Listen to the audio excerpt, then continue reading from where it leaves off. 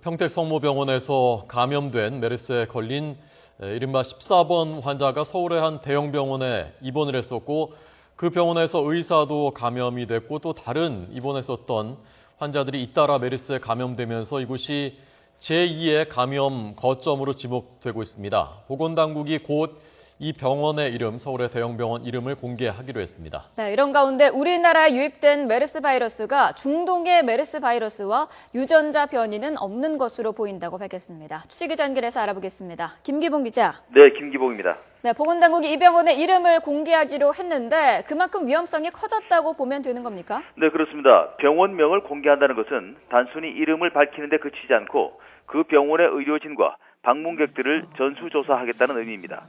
그만큼 위험성이 커지고 있다는 판단인데요. 오늘 아침 발표된 9명의 확진 환자 가운데도 5명이 이 병원에서 또 나왔습니다.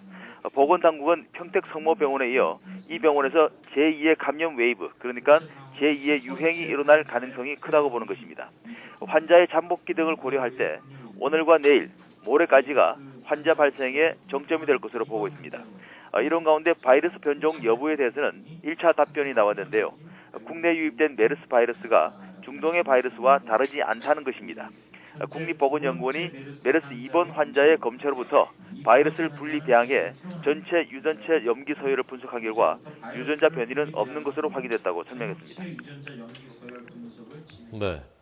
저희 그 병원에 입원했던 14번 환자가 시외버스를 타고 이동했다고 해서 걱정했었지 않습니까? 그 부분에 대한 대책도 나왔다면서요? 예, 14번 환자는 지난달 27일 오전 시외버스를 타고 평택에서 서울로 이동한 사실이 뒤늦게 밝혀졌었죠.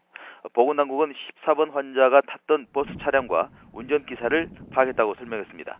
14번 환자 외에 6명의 승객이 추가로 타고 있었는데 카드 추적을 통해서 연락처를 파악했고 다만 현금을 사용한 2명은 아직 연락처를 확인하지 못하고 추적을 계속하고 있다고 밝혔습니다.